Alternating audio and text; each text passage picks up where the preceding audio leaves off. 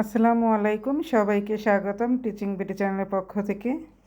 প্রিয় শিক্ষার্থীরা, তোমরা কেমন আছো? আশা করি সবাই ভালো আছো। আমিও ভালো আছি। তোমাদের প্রথম প্রান্তিক মূল্যায়ন যেহেতু চলছে, অনেকে আমাকে কমেন্টে বলছো তৃতীয় শ্রেণীর বিজ্ঞান দেওয়ার জন্য এবং বাংলাদেশে বিশ্ব পরিচয় দেওয়ার জন্য। আজকে আমি প্রাথমিক বিজ্ঞান নিয়ে হাজির হয়েছি তৃতীয় শ্রেণীর।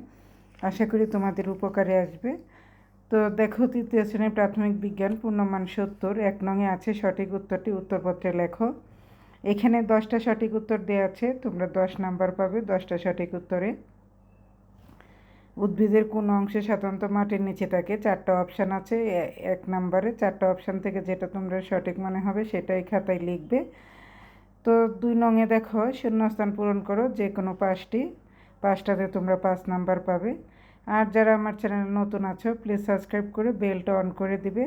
আর অবশ্যই বেশি বেশি শেয়ার করবে। যারা আমার চ্যানেলে এতদিন সাপোর্ট করছো তাদের প্রতি কৃতজ্ঞতা জানাচ্ছি। তো শেয়ার অবশ্যই লাগবে। আমার চ্যানেলের নাম টিচিং বিডি লিখে যারা অন্য সাবজেক্ট চাচ্ছ তারা আমার চ্যানেলে গিয়ে দেখে আসবে। আর প্লিজ বেলটা অন করে দিবে যেন পরবর্তী ভিডিও দেওয়ার সাথে সাথে তোমরা পেয়ে যাও।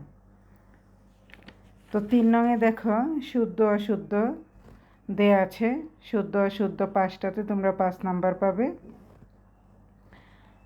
কথে দেখো, মূল গাছকে সোজা হয়ে দাঁড়িয়ে থাকতে সহযোগিতা করে। কে সহযোগিতা করে? সেটাকে শুদ্ধ হলে সু লিখবে, অশুদ্ধ হলে অ লিখবে, তাহলেই হয়ে যাবে। তো এরকম পর্যন্ত। 4 নংয়ে দেখো, বাম পাশের শব্দের সাথে ডান পাশের শব্দ বাক্যাংশের মিলকরণ। ডান পাশের বাক্যাংশ এখানে দেয়া আছে, বাম পাশের বাক্যাংশের সাথে ডান পাশের বাক্যাংশের মিলকরণ। 5 নাম্বার।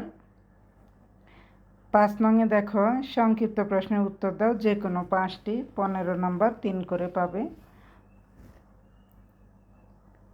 6 নংয়ে রচনামূলক প্রশ্নের উত্তর দাও যে কোনো 5টি, তোমরা 30 নাম্বার পাবে। প্রতিটাতেই তোমরা 6 করে পাবে। কথে দেখো, বৃক্ষজাতীয় উদ্ভিদের বৈশিষ্ট্য কী কী? গাছের ফুল ছিলে কী সমস্যা হবে? তিমিকে স্তন্যপায়ী প্রাণী কেন বলা হয়? তো এইরকম 6 পর্যন্ত প্রাণীর শ্রেণীবিন্যাস বর্ণনা লিখো। তো আজকে এই ছিল তৃতীয় শ্রেণীর প্রাথমিক বিজ্ঞানের নমুনা প্রশ্ন। আশা করি তোমাদের উপকারে আসবে। আর এখান থেকে অনেকের কমন পড়বে 100%, আবার অনেকেরই কিছু কম পড়বে। তবে আমি দেই শুধু তোমাদের নমুনা প্রশ্ন, তোমরা নিজেকে যাচাই করার জন্য আর সিস্টেমটা বোঝার জন্য। এখান থেকে যে 100% কমন পড়বে তেমন না, তবে তোমরা বুঝতে পারবে কীভাবে প্রশ্ন হয়। ভালো থাকবে সবাই। আল্লাহ হাফেজ।